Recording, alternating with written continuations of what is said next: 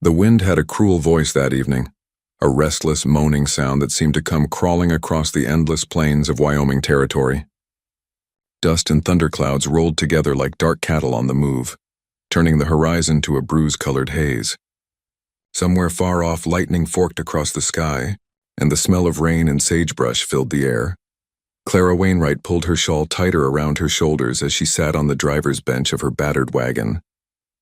Her gloved hands trembled around the reins, though the mare she drove, Old Bess, had stopped responding hours ago to her gentle coaxing. The animal was tired, and so was she. For 3 days now, Clara had traveled alone from Fort Bridger, chasing the dream of a land deed left behind by her late husband, Thomas Wainwright, who had died with a fever before ever setting foot on the acres he'd claimed. She'd promised herself she would finish what he started, settle the land, build a home, and maybe in the wild silence of Wyoming, find peace again. But now the wild had turned against her. The sky above Red River Valley was darkening fast. The wagon wheel had split against a sharp rock an hour earlier, leaving her stranded on the open prairie with the wind cutting like a knife through her thin dress. She had no fire, little water, and less courage than she cared to admit. Every sound, the howl of coyotes, the whisper of grass, sent a shiver up her spine. As she bent to check the broken wheel, she heard it, faint at first, then stronger, the rhythmic drumming of hooves. Clara froze. Her heart leapt into her throat. Riders. For a moment she thought maybe it was a patrol from Fort Laramie, but something in the cadence of the gallop told her otherwise. The sound was lighter, quicker, and as she straightened, shading her eyes against the rising dust, she saw them coming from the west. 5 figures bare-chested beneath the sky, their horses lean and swift, feathers and beads glinting faintly in the last wash of daylight. Cheyenne. Fear hit her like a bullet. She'd heard the stories in St. Louis, tales of raids and scalping parties, of wagons burned and settlers vanished without a trace. She backed toward the wagon, fumbling for the small pistol hidden in the folds of her skirt. Her hands shook so violently she could hardly draw it. The riders spread out as they approached, silent except for the soft thud of hooves. The one in front, tall, broad-shouldered, his long black hair bound in a leather thong, slowed his horse and lifted his hand. His face was hard to read, carved in shadow and dusk. A necklace of claws hung around his neck, and his eyes, sharp, dark, alive, fixed on her like a hawk sighting prey. Clara's breath came shallow. Her pulse thundered in her ears. When he spoke, his voice was deep, rough-edged, and commanding. "White woman," he said slowly, his English clipped but clear. "Why you here alone?" Clara swallowed hard. My wagon broke," she stammered, trying to sound brave. "I'm bound for Fort Laramie. My husband—" The man's gaze flicked to the broken wheel, then to the horizon behind her. He raised his head slightly, nostrils flaring and listening. And that's when she heard it too. Gunfire, distant but unmistakable, the sharp, rolling crack of rifles carried on the wind. The Cheyenne warrior turned sharply, motioning to his men with a short bark in his own tongue. They wheeled their horses to the north ridge. Then, without warning, he swung down from his mount and strode toward her. Clara backed up until she felt the side of the wagon press against her spine. "Stay away," she cried, the pistol trembling in her grip. He looked at it and then at her, with calm, steady eyes that carried no fear. Lightning flashed, illuminating his face for an instant. High cheekbones, weathered skin, a faint scar running along his jawline. Not the face of a savage monster from dime novels, but of a man who'd seen too many winters and too much war. He stepped closer and, in a tone that was half command and half concern, barked, "Inside, now." The sound of his voice was sharp as thunder. Something in it cut through her panic. "What?" she whispered, frozen. "Inside," he repeated, pointing to the wagon. His tone was urgent, not cruel. A soldier giving orders under fire. "Men come, bad men. You stay outside, you die." Clara hesitated, torn between terror and disbelief. Then she heard the gunfire again, closer this time, and the echo of harsh voices in English. Bandits, perhaps deserters, maybe worse. She ducked into the wagon, heart hammering, clutching the pistol like a lifeline. Through the flap, she saw him motion to his men, then turn toward the ridge, rifle in hand. His movements were swift, controlled, the fluid grace of a man born to battle. When the first of the outlaws appeared in the distance, 5 rough-looking riders, their laughter cutting through the storm. The Cheyenne met them with gunfire that split the night. The outlaws shouted and returned fire. Clara crouched low in the wagon, praying, shaking. Bullets thudded into the wooden boards. She bit her lip to keep from screaming. Lightning flared again, and for an instant she saw the warrior silhouetted against the storm. Rifle raised, his long hair whipping in the wind. Then came silence. Only the rain, falling soft and steady now, and the low murmur of horses. Cautiously, Clara lifted the wagon flap. The men were gone. The outlaws, she realized, had fled into the darkness. The Cheyenne warrior stood alone in the rain, watching the ridge. His rifle barrel smoked faintly. When he turned toward her, his expression was unreadable. Neither threat nor pity, just the hard calm of someone who'd done what needed doing. He approached slowly. Clara kept her pistol ready, though she knew deep down she wouldn't fire it. Something in his eyes, quiet, steady, unyielding, and held her still. "You safe?" he said simply. "No more shooting." She opened her mouth, but no words came. Only the thunder spoke, rolling across the plains. He looked at her a long moment, then turned away. "You come with me. Camp near river. Fix wheel. Go Fort Laramie tomorrow."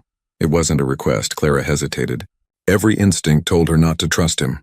Yet the thought of spending another night alone, exposed to whoever had fired those shots, chilled her to the bone. She looked past him to the shadowy forms of the other riders waiting beyond the rain. One of them led her mare. They had not taken her things nor touched her wagon. Why are you helping me?" she asked softly. He met her gaze with the faintest flicker of something. Perhaps respect. Perhaps sorrow. "Because storm coming," he said, glancing at the dark sky. "And because not all white eyes are blind." For a long time she didn't move. Then, with trembling hands, she climbed down from the wagon, the hem of her skirt heavy with mud. He gestured for her to follow him, and though every step filled her with fear, she found herself obeying. The night wind tore through the valley, carrying the smell of rain and gunpowder. Somewhere above them, thunder rumbled like the growl of a distant beast. Clara Wainwright, a widow who'd once thought her heart dead and buried, followed a Cheyenne warrior into the storm. And though she didn't yet understand it, something deep within her, something fierce and forbidden, had begun to stir. Morning came gray and cold, the air thick with the damp scent of rain and wood smoke. When Clara Wainwright opened her eyes, for a moment she didn't remember where she was. She lay beneath a tanned buffalo hide, her cheek pressed against woven blankets softer than anything she'd slept on since leaving Missouri. Then she heard the faint murmur of voices, the laughter of children, and the rhythmic clink of tools striking wood. She sat up fast and froze. All around her, life stirred in the Cheyenne camp. Teepees stood like pale ghosts in the mist, their smoke curling toward a pale sunrise. Dogs darted between the lodges. Women with long braids tended fires, stirring pots that smelled of herbs and roasted meat. Warriors sat nearby, mending weapons or grooming their ponies. Clara's breath caught in her throat. She wasn't in her wagon anymore. She was deep inside their camp, their world. Her heart pounded. She searched the ground beside her for her pistol, but it was gone. Panic welled up like bile. She looked down at herself. Her torn dress had been replaced by a clean deerskin tunic, her boots scrubbed of mud. Someone had tended to her while she slept. "Easy," came a voice. She turned sharply. It was him, Talon of the Hawks. He stood a few paces away, arms crossed over his chest, the morning light catching the scar on his jaw. He looked different now, calmer, almost regal in bearing, a hunter at rest rather than a warrior in battle. The feathers woven into his braid moved gently in the breeze. He spoke with the quiet authority of a man who didn't need to raise his voice to command attention. "You safe here?" he said simply. "No harm." Clara's mouth was dry. "Why am I here?" "Storm come in night," he replied. "Too strong for travel." "You sleep. We fix wheel today. You go Fort Laramie after."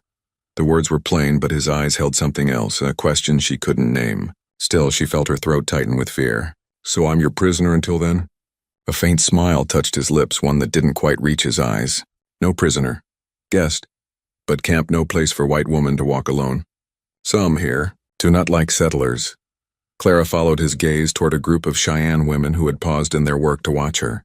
Their faces were unreadable, their stares sharp as flint. One of them muttered something under her breath, and the others laughed quietly. Clara looked away, cheeks burning. I didn't ask to be brought here, she said softly. No, Talon agreed, but you be dead if I leave you there. He turned and walked off without another word, leaving her alone with the stairs of the camp. By noon, the storm had passed, and the camp came alive with movement. Children raced along the creek, men rode out in pairs, and the women tanned hides in the sun. Clara remained near the fire where she'd woken, afraid to wander too far. The Cheyenne gave her space but not privacy. Every motion she made was observed. An old woman approached her with a bowl of stew. The smell of venison and sage filled the air. The woman placed it before her without a word. Clara hesitated, then nodded in thanks. The woman's expression softened for a moment before she moved on. Clara sipped the stew, hunger overcoming pride. As she ate, she watched Talon across the camp, working beside other men to repair her wagon. His movements were precise, economical, the hands of a man who had built and broken many things. The others seemed to respect him. When he spoke, they listened. She wondered what kind of man he really was. Warrior, leader, killer, protector, all of them maybe. Later that afternoon, a commotion broke out near the horse corral. Clara looked up to see two young warriors arguing, voices sharp. One of them, tall, lean, his face painted red and black, jabbed a finger toward her. The other spat something in Cheyenne, shaking his head. Talon strode between them. His voice cut through the noise like a blade. The angry warrior snarled a final word, "Wasichu," before storming off. Talon turned and his gaze met hers across the camp. There was no anger in his face, only weariness. He walked toward her, stopped a few feet away, and said, "Do not go near that one again. He lost his family to white soldiers. He sees your face, he remembers their fire." Clara lowered her eyes. "I'm sorry," he shook his head. "Not your fault." But in his eyes, all white men same. She wanted to tell him that wasn't true, that her husband had been a kind man, that she'd never raised a hand against anyone. But she saw the scar on Talon's forearm, the pain that lived in the lines of his face, and the words died on her tongue.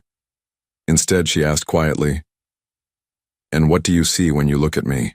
He hesitated. For a moment, the mask of calm broke, and something unguarded passed over his features. "I see a woman who does not belong to this world," he said slowly. "But maybe she wishes she did." The words struck her harder than any insult could have.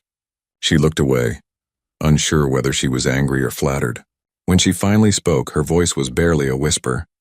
"Maybe I don't belong anywhere." That night, the Cheyenne gathered around the fire to sing. Their voices rose like the wind itself, deep, mournful, beautiful. Clara sat apart, drawn to the rhythm of their drums, to the haunting melody that carried across the valley. She watched Talon among them, his head bowed in respect as an elder spoke. The firelight danced across his face, and for the first time she noticed how tired he looked, not with weakness, but with the weight of years spent fighting for a vanishing world. Something stirred in her chest, not quite pity, not yet love, but an aching recognition of loneliness.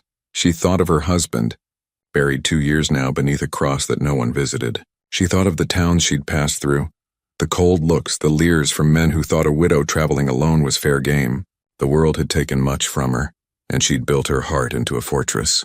But tonight, in the flickering shadows of the Cheyenne fire, that fortress felt fragile. As the songs faded, she rose to return to her tent. But before she could take 2 steps, a hand caught her arm. The same young warrior who had shouted earlier, the one with the painted face, stood before her, his eyes gleaming with anger. He said something harsh in Cheyenne and yanked her closer. Clara gasped, struggling. Suddenly Talon was there. He grabbed the man by the collar, slammed him back, and barked words in a tone that left no room for defiance. The camp fell silent. The younger man spat on the ground and stalked away into the darkness. Talon turned to her. "He will not touch you again," he said quietly. "You have my word." Clara could only nod. Her pulse raced, her breath ragged. "Thank you," she whispered. He looked down at her, his face inches from hers, and for a heartbeat neither moved. The fire crackled between them. She could smell the leather and smoke on his skin. His hand brushed her arm lightly, steadying her. "Go. Sleep," he said finally, his voice low, almost gentle. "Tomorrow you leave this place." She turned away quickly, but not before he saw the confusion in her eyes, and fear, gratitude, and something far more dangerous flickering beneath. When she lay down that night beneath the buffalo hide, she could not sleep. Outside, the drums faded into the sigh of the wind. She thought of his voice, his strength, the strange safety she felt in his presence. And though she tried to pray the feeling away, Clara Wainwright knew that something inside her heart, something wild and forbidden, had already begun to take root. The morning broke crimson, the sky streaked with the colors of blood and fire.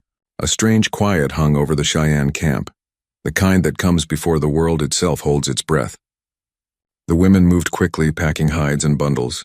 The men sharpened blades, tested rifles, and spoke in low voices.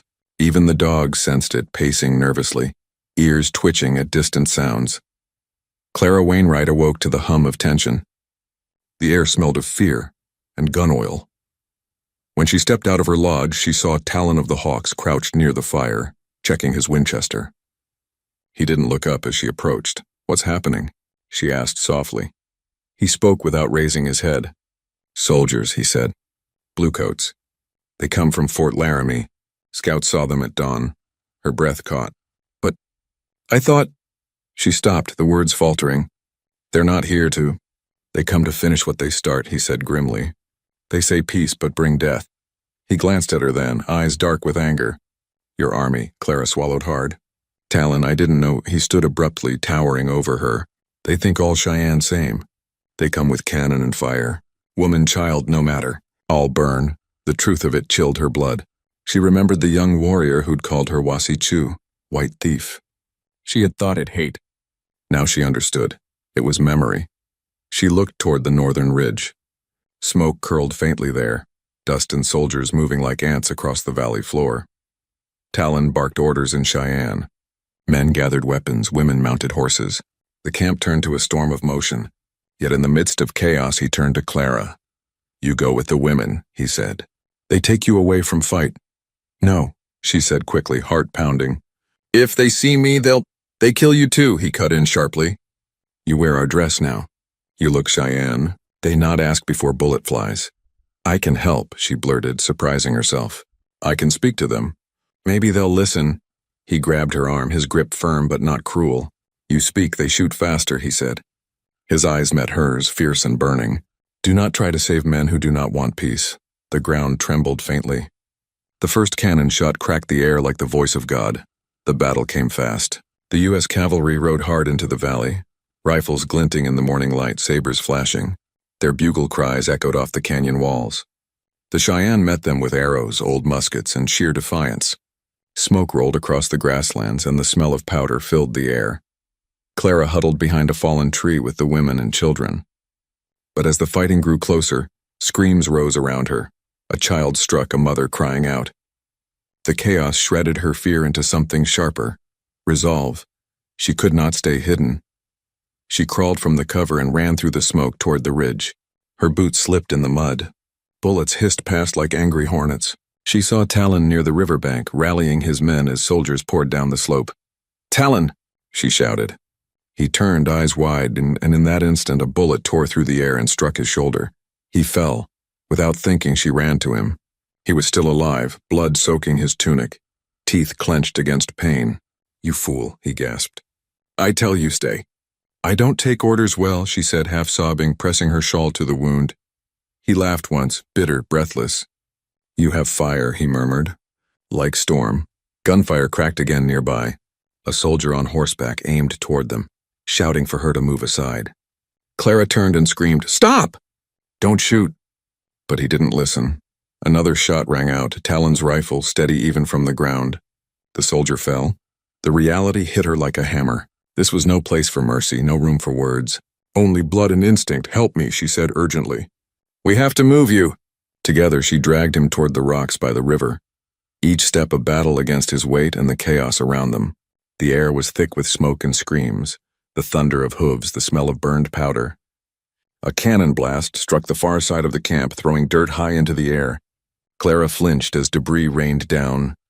When they reached the shelter of the rocks, she tore a strip from her tunic and bound his wound as best she could. His breathing was ragged but steady. "Clara," he said quietly, eyes half-lidded. "Why you stay? You could run." She looked at him, really looked at him, and saw the man behind the war paint. The strength, the sorrow, the stubborn courage that refused to die. Because I couldn't let you die alone, she whispered. His lips curved faintly. White dove, he murmured, using the name he'd called her once before when fever had clouded his mind. You have Cheyenne heart. She brushed a hand over his brow, trembling. Save your strength. The battle raged on. Hours passed like minutes. The Cheyenne fought bravely, but they were outnumbered, outgunned. By noon, the valley was a scar of smoke and ash. The cavalry withdrew at last, leaving behind the dead and dying, and silence heavy as stone. When it was over, Clara walked among the fallen. She helped bind wounds, fetched water, comforted the crying. The women looked at her differently now, not as a stranger, but as one who had stood in the fire and not fled.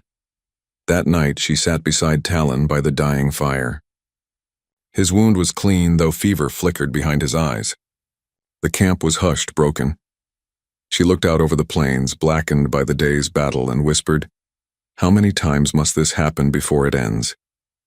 Talon stirred. "As many times as it takes for men to learn the earth cannot be owned," he said softly. "Your people build fences, my people build graves."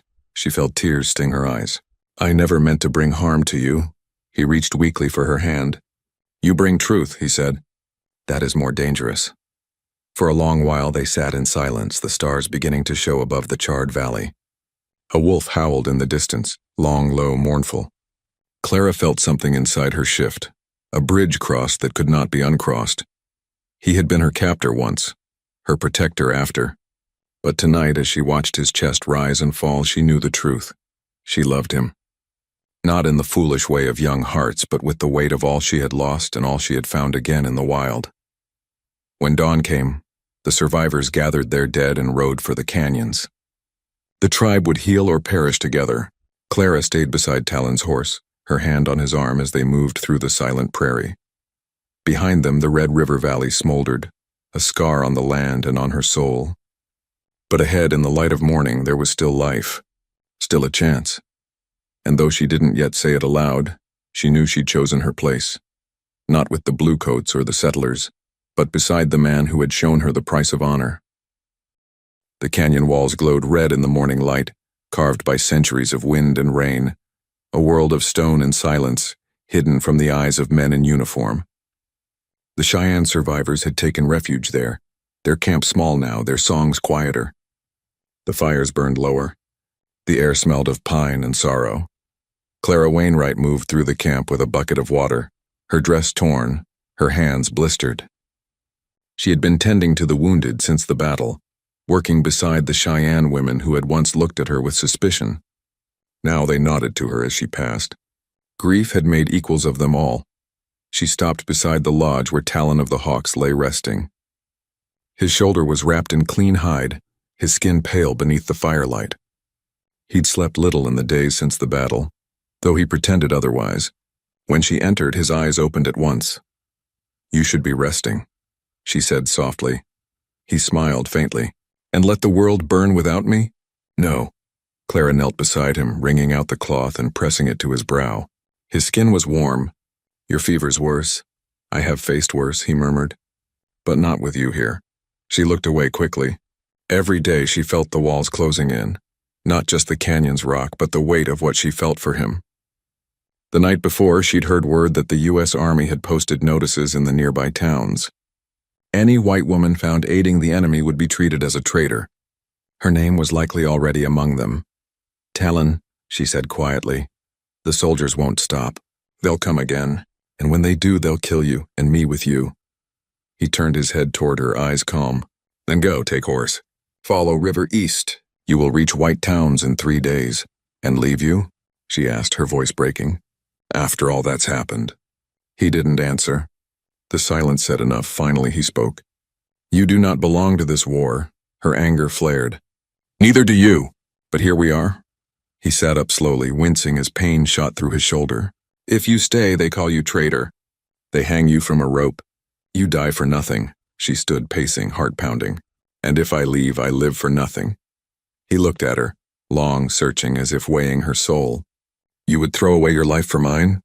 Her reply came without hesitation. "You saved me, Talon. You showed me honor when my own people would have left me to die. If that's not worth my life, I don't know what is." He reached for her hand. His fingers brushed hers, rough and warm. "You are fire, White Dove," he said softly. But fire cannot live in the same wind forever. For a long moment, neither spoke.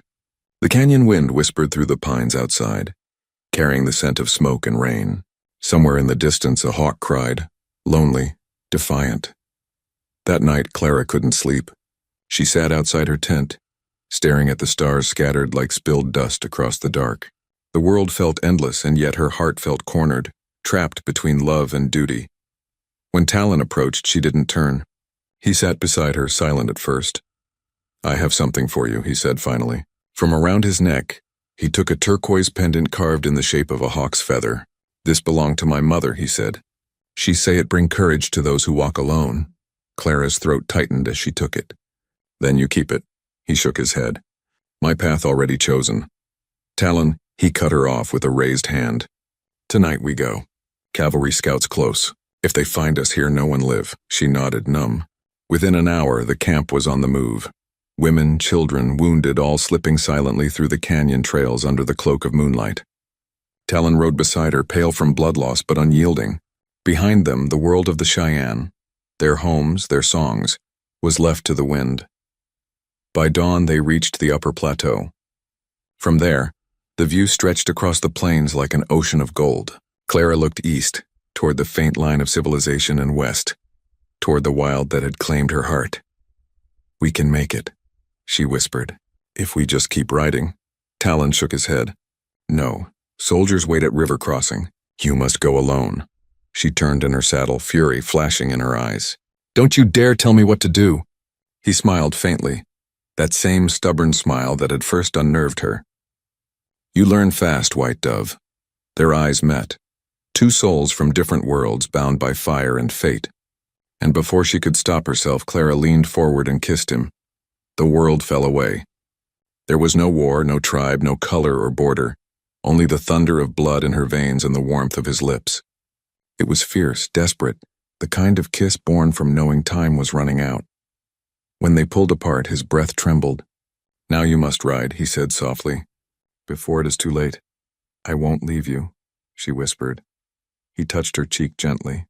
"If you stay, I die knowing you die too. If you go, I die knowing you live. Which do you think I choose?" Her tears fell freely now. "I hate you," she whispered, voice breaking. "For being right," he smiled. "Good, then you remember me." Gunfire cracked in the distance. The cavalry had found them. Talon slapped her horse's flank. "Ride, White Dove!" he shouted. "Ride!" Her mare bolted forward.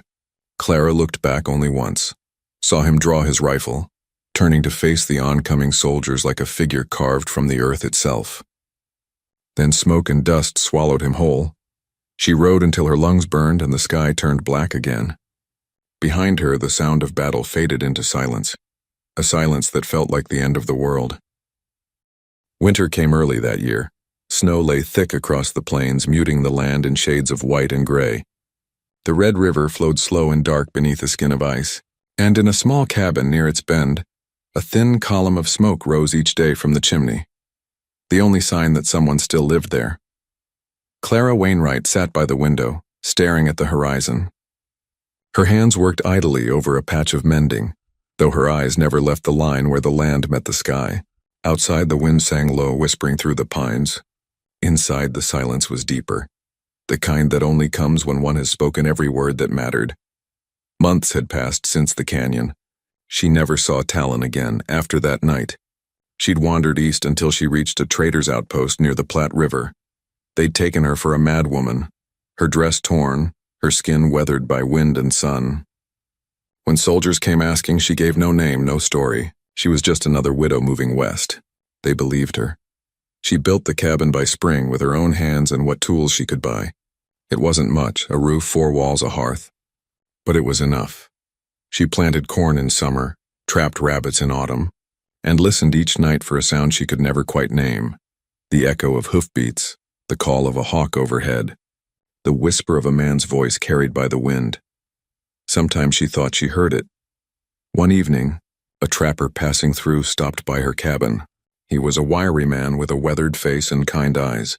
Over supper, he asked her gently, "You live out here all alone, ma'am? Ain't no place for a lady." Clara smiled faintly. "I'm not sure I ever was one," he chuckled. "You waitin' for someone?" Her gaze drifted toward the fire. The turquoise pendant around her neck glowed softly in the light. "No," she said. "Not waitin'. Just remembering." The trapper nodded, sensing what she didn't say. When he left the next morning, he tipped his hat. "You take care, miss. Ain't many folks got the courage to live with ghosts." When he was gone, Clara stood outside the cabin looking toward the hills. Snowflakes fell, light and silent. The land stretched out before her, wild, endless, eternal. She thought of Talon's words. The earth cannot be owned. She knelt beside the riverbank, brushing snow from a stone she'd carved herself, a simple mark bearing no name, only the image of a hawk's feather. She'd placed it there months ago, not knowing if he'd died, but feeling it was right. When the wind rose, it carried the soft, mournful cry of a hawk overhead. She smiled through her tears.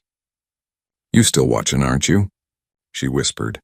The wind answered, a low, tender sigh through the pines. As dusk fell, she lit a lamp in the window.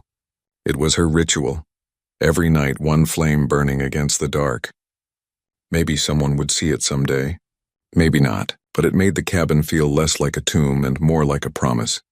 She sat by the fire, journal open on her lap, and wrote the words she had never dared to speak aloud. "I found love where the world said none could be. I found peace in a man the world called enemy. And though the wind may carry his name away, my heart will always answer when the hawk cries over the Red River." When she closed the book, snow still whispered against the window. The lamp flickered. The river rolled on, steady, unbroken, eternal. Outside, the wind carried two sounds, the cry of a hawk, and the faint echo of hooves fading into the night. And in the warmth of her cabin, Clara Wainwright smiled through her tears, knowing the plains, fierce, unforgiving, and endless, would always remember the love that had dared to bloom among their dust and fire.